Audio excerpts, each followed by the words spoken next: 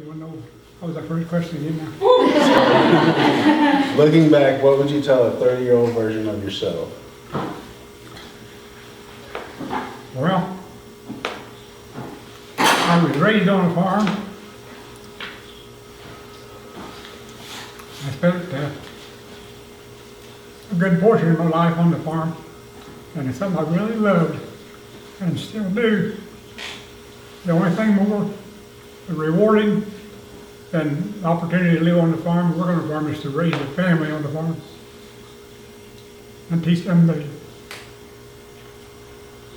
farmer's way of looking at life and how to adapt to it. That would be a few words.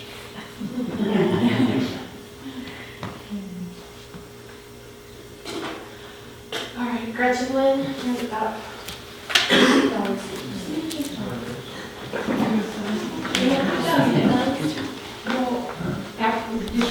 All right, so my question is, what was the biggest prank you ever pulled?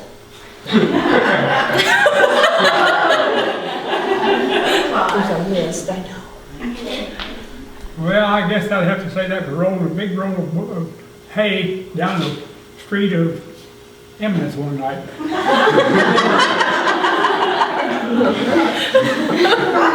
Just by yourself? No, it took 2 or 3 to get started. But I got started, it went more down. That's awesome.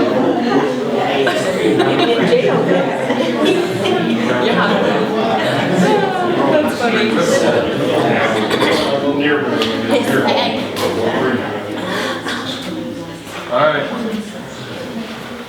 My question is, what was your favorite chore or thing to do on the farm growing up? Favorite thing? Well, it was going to be being the water boy next year. When I got to be about 12, I was going to be able to be the water boy and take water around to the people who was making hay and thrashing. But they changed. The combines coming in, I got beat out of that. You ain't gonna be the water boy? Pardon? No water boy for you? That's a good question. Is it Jordan Ray?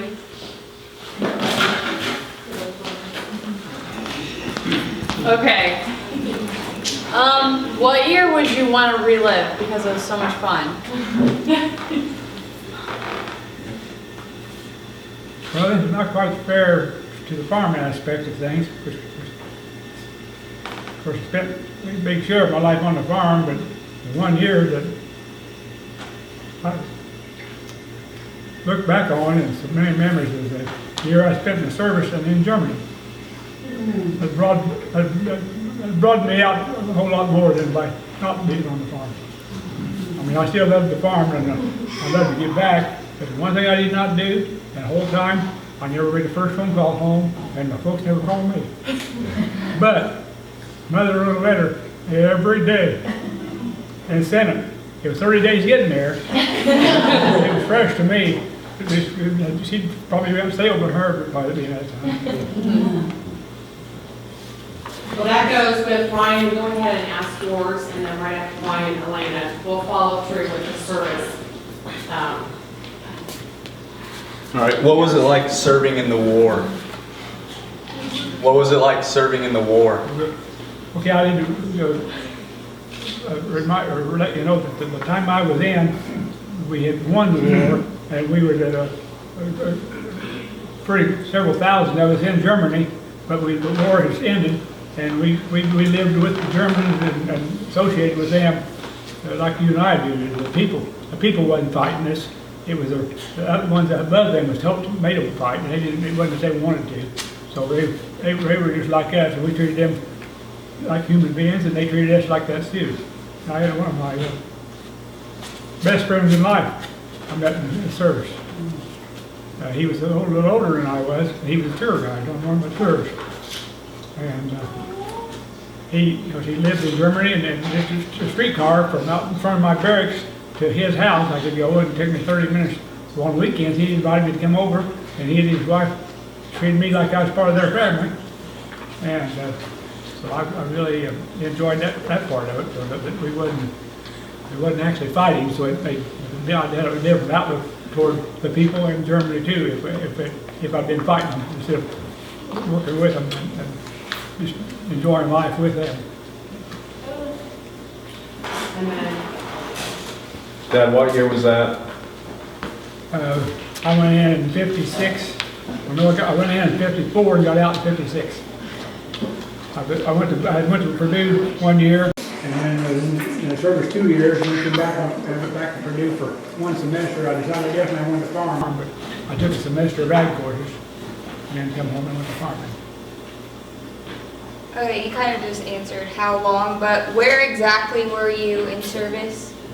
Frankfurt, Germany was where I was stationed too. That was probably the most ideal spot you could be. And it just so happened when I didn't pick it, they told me that's where I was going to go, and that's where I went. And that was streetcars. Like I said earlier, it went right past where we lived. The barracks were buildings that the Germans had used when they were in power. So we had good facilities to live in and transportation to go. And I had a bicycle to start with, rode out to the Rhein-Main airport, air base. They've closed it now, but it took large planes back when I was in service. I rode my bike out there on a Sunday. And now I graduated from the bike to the Volkswagen, which I was allowed to bring back to the country, our country, without paying any duty. They were bringing troops back and forth with ships, and they had all this space underneath. They just throwed a few cars in there just to. Nice. There wasn't very many people doing that, but I was one of those wild ones.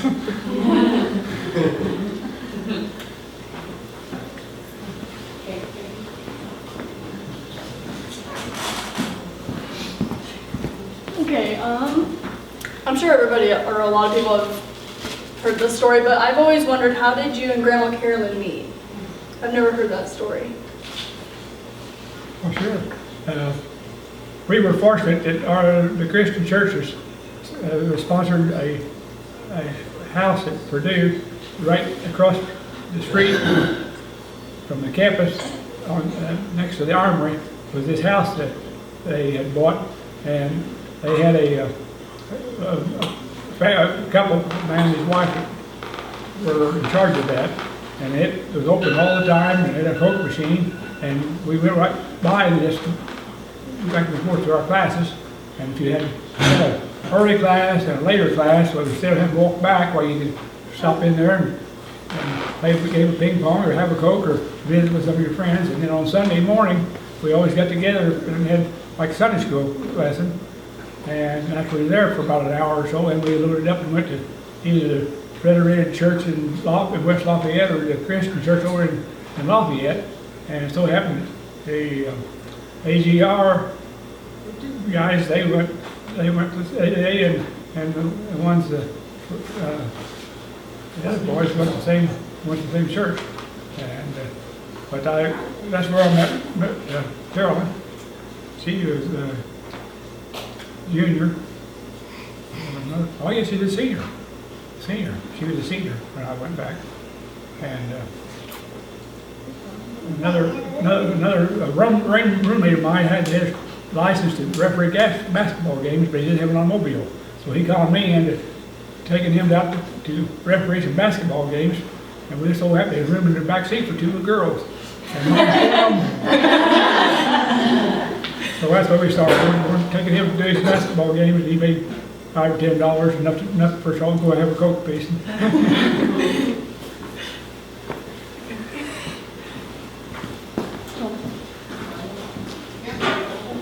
It's the little things, I might mention, that's just a little one of the little things that turned into a big thing. One of the best things that happened in my life. Okay. My question is, if you could live anywhere, where would it be? If you could live anywhere in the world, where would it be?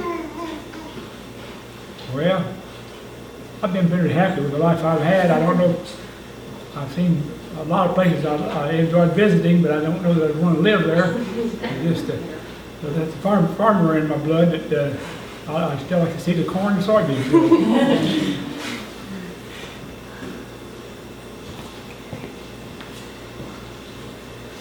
You all got me reminiscing, going back several years now. The only thing I got over you is age. That you can't say I don't know what I'm talking about because I was there and you weren't. Gretchen, who's next? Grant. Grant. Riley. I'm bad.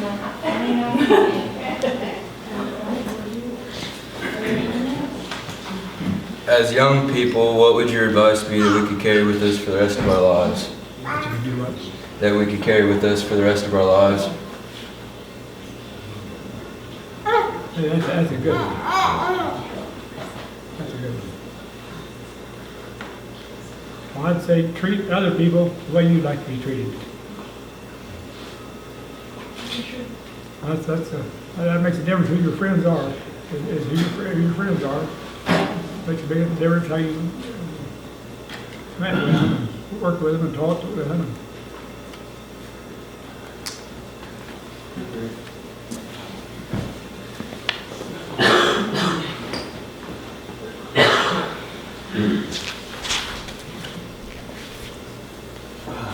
My question is, I was wondering what was it like to create the farm or to build the farm from scratch? Well, I guess that again, that's the farmer blood I had in me. And that's what we enjoyed doing, was working on the farm. And it seemed like it was, when you worked hard and you give half of it to somebody else, it didn't seem like they wasn't doing very much and I was doing all the work. So it seemed like it was more rewarding to be working for yourself rather than working for somebody else. So I guess that's one reason I was willing to take some chances and purchase some land. I didn't have the money, but I had some good banker friends that had faith in me and agreed to furnish the money if we paid it back with a little interest. Yeah. And we always made our interest payments, so we always give you a little more next year. So they did some fun. They did a lot of fun. And we kept buying more. And we didn't know when to quit, but we did. But there was a time when it didn't work that way, and people lost some farms, and that got your attention. And there were a lot of people involved. It wasn't just me. Tom helped you and started, and several of you others have done several things that just, your life touches lots of people, and a lot of people don't realize it, but just a little something they might say or might do affects you. So you got to watch what you say, when you say it, and who you're talking to. You have people get to look it up at you, so you don't want to make any mistakes or blunders and cause other people heartaches that you might have been responsible for.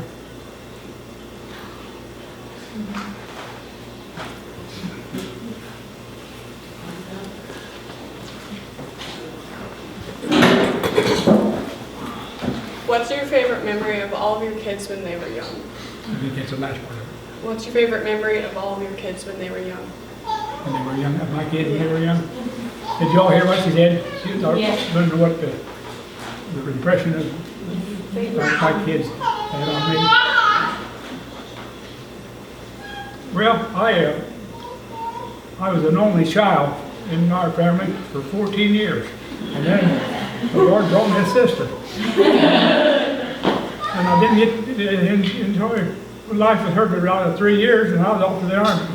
So I always felt like that I wanted to have more than one child. And I thought, well, it'd be nice to have 2 boys and 2 girls, and then each one they could have the 2 girls would have to be together, the boys could do things together. And this was discussed before Carol and I were married, but it was one of the things I gave thought to. I dated some people, like some was Catholics, and that's okay, or married people. Some of my best friends was Catholic, but I thought, I don't want to marry a Catholic person. So, Carolyn was in the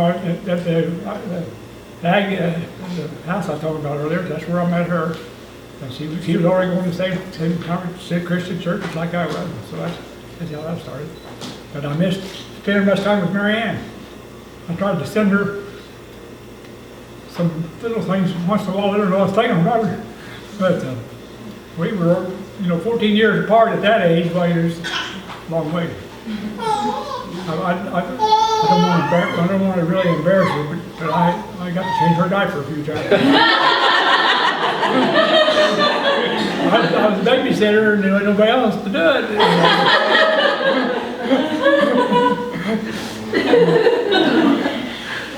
No, I was fortunate to have her. There's like 14 years difference, and that's a long time. So I think things changes quite a bit in that period of time.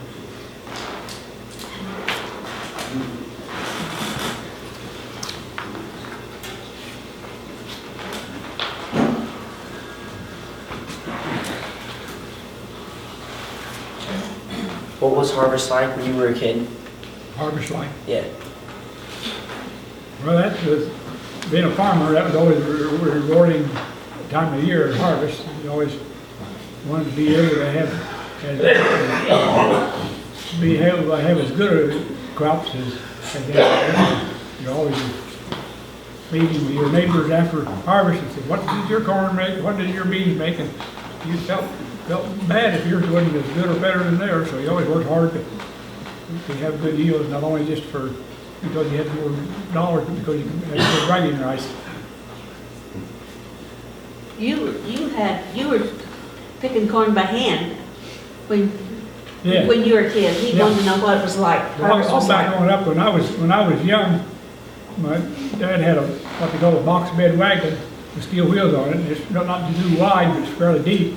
And have a back on it, and they pull that through the field with the horses, and they throw the ears of corn, and they'd hit that backboard and fall back down the wagon. And they'd pick till it was full, which would be about 33 bushel, and then take it in and shovel it off into the barn or into the crib, and go back and do another one. But they did, if he was lucky, he could get 3 loads a day. That'd be 100 bushels for a man. He had to get out before daylight and feed his livestock, and feed them and get them harnessed, ready to go. And at night, you didn't have no lights burned. There wasn't any lights on the tractor. But you had to get, when it got dark, it's time to get to the house and get your rest for the next day. But when I was young, my mother helped Dad some, but then took me along and put me in a little box. There's a little box on the back of the wagon that was built to put real good ears of corn in. That would pick the best ones in the field and save them for seed the next year. So, but that was just about right size to put a young baby in. And that's where I got my start farming. You can't beat that.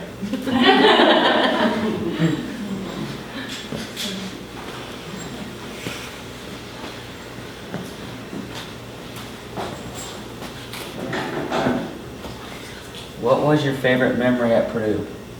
Favorite memory at Purdue? Yep. Oh, God. I don't know, I had a lot of learning experience, met a lot of wonderful people, but meeting my wife, then, that's changed my life a lot. I wouldn't have been here if it hadn't been for her. I didn't even know where Dogtown was. Didn't know it existed. There's a lot of people still that don't know.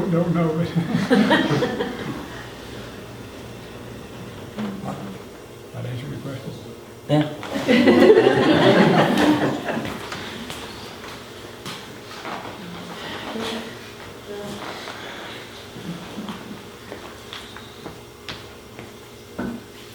When you were 14, what did you do for fun? When I was 14, what I did for fun? Well, I was in 4-H, and that provided a lot of more learning experiences and an opportunity to start being involved in an organization that you conducted meetings, and you kind of learn how meetings function. That's one thing that a lot of people get college degrees and still don't know how to conduct a meeting. So every organization you're in has meetings of some sort. You get together once a month or once every 6 months or something, go to those meetings, and somebody has to be the president and somebody has to be the treasurer, because they always have to have money. If you're be on the organization, you always got to have money in it to buy candy and desserts. But I'd say that was about all of mine. His voice is funny.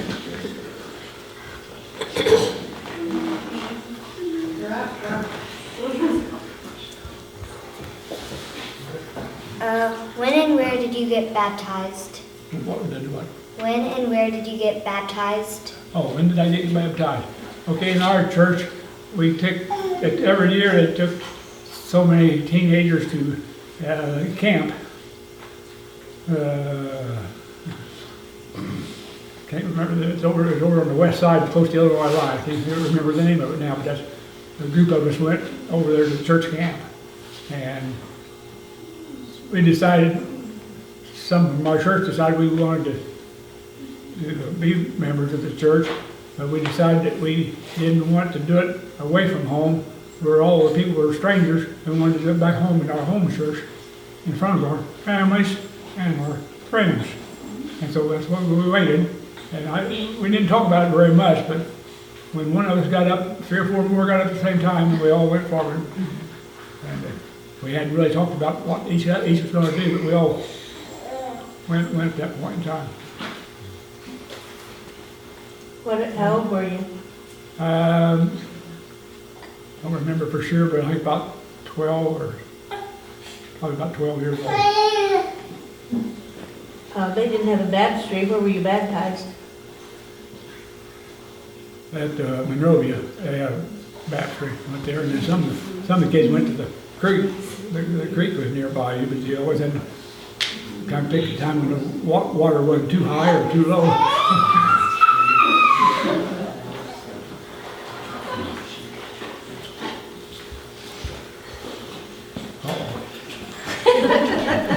This is actually Samantha's question, so you don't have to be scared. It's not my second question. She wanted to know, what's the best advice you've ever been given?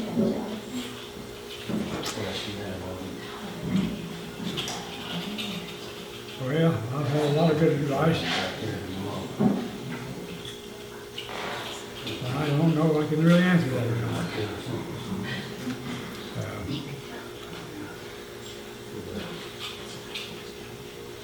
Asking anything from his dad. I'm sorry, I've had a lot of people give me good advice, and hard to pick this one out that was the best. I say associating with people that you admire and are truthful with you, and tell you that things aren't always the prettiest you'd like for them to be, but live your life not just for your own benefit, but to help others. These are a group, it's not hard to say just one thing, but in general, that's just some of the general things I come up with. Hope that's satisfying. Yeah, that was good. And then back to, you didn't actually answer Annika's question about your favorite memory of your kids when they were younger. We are still curious about that. Okay.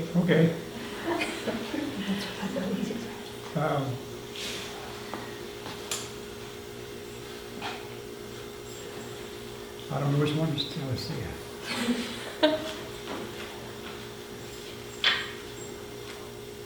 Well, I was kind of a little strict, rather than just real generous with letting the kids just do anything they wanted to do.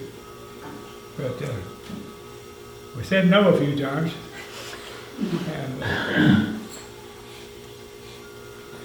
but there was one time I think I paddled one. Which one? I'm not going to put everybody on the spot here.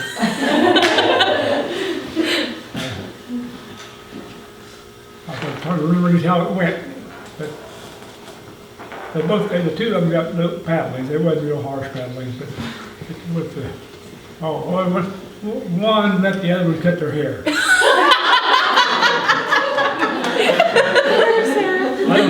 I don't know if they remember that or not. That was the case. One sat still and let the other get their hair. And so I thought they both need paddling. One for sitting still and letting it happen.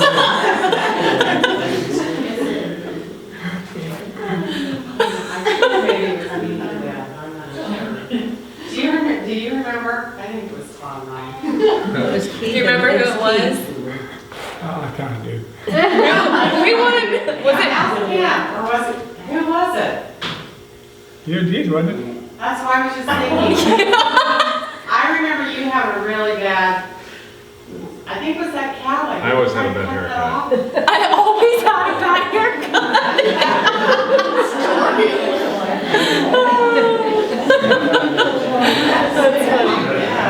Okay, thank you for answering that. Yeah, we were curious, so that's a good story. That's funny. Okay. I'm asking Alyssa's question. This is Alyssa's question. It says, what is one thing that you'd like to see our generation accomplish?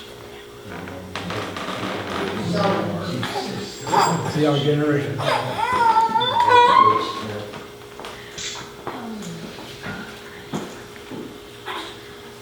Well, yes, we've been very fortunate. You all's life, and a big part of mine, we haven't been in a war with somebody else. I mean, that's, in the past, that's been a big thing. When a lot of your family had to leave, and some of them never did get back home, and some of them didn't know if they'd get back home or not. When we was in war in another country, that's one of the things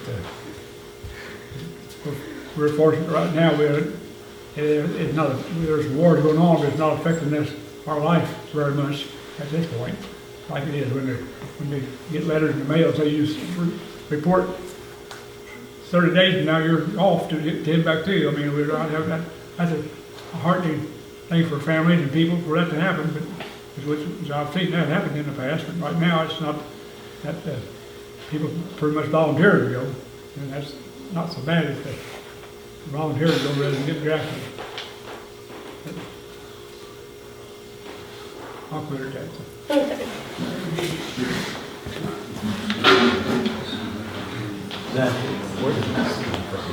Okay. I have Austin's question, and he wants, well, we all want to know, what have you done in life that you are most proud of?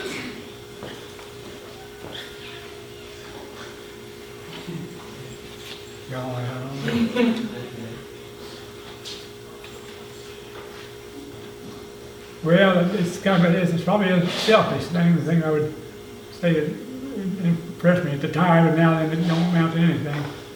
But we used to have a corn contest in the state, and they called it the 5-acre corn contest.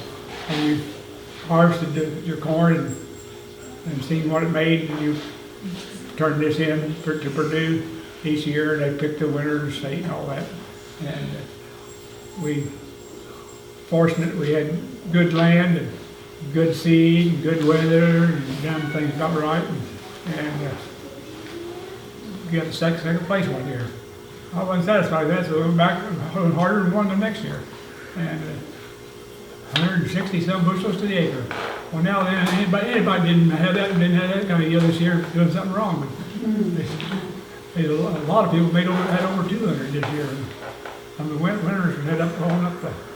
I don't even know if they're even conducting that contest anymore or not. They had people from Purdue come out. If you have a certain level, they had somebody from Purdue come out and watch you harvest that. And one year we was all done except for 8 rows out down the field.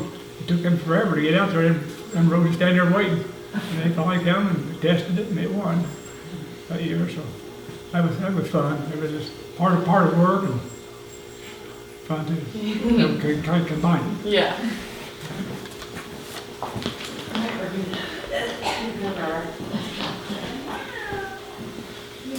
All right, this is Hudson's question. When in your life has God worked the most, and how did it go? To say the last part. And how did it go? You said, When in your life has God worked the most, and how did it go?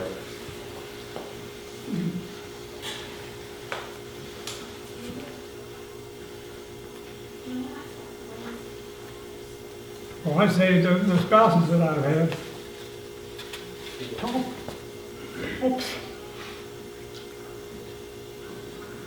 Without a good mate, well, you don't get very far. Life's meant to be a couple and raise a family. That's what I feel about it. And we're fortunate enough we could combine two families.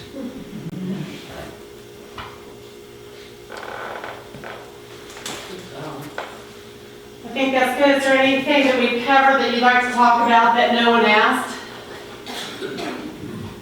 Like who was your favorite dog or anything? Who was his favorite sister? I don't know anybody in the place who's got 20 grandkids can sit around and talk to you like these guys have. Open their mouths and said what they thought. That's great. Don't keep it just here. Spread it with your wings. Okay, yeah, you guys all came up with all of them, only Elena and Ryan both had a similar question about the service, but they all came up with something different, so.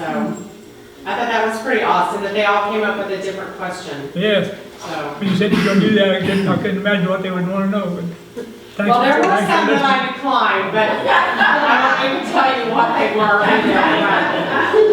Okay, before everybody leaves, Elena, I'm going to ask you one more favor, and I may ask you for direction. If we can maybe move Dad's chair in the middle, I'd love to get a picture of this whole group. I want one more thing. I'm going to incorporate one of the other questions, but I didn't get it done. No, I don't know anybody could have a better sister behind him than mine. Mine had been.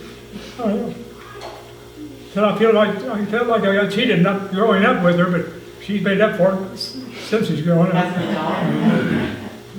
Well, she's a great aunt, so she's covered all bases.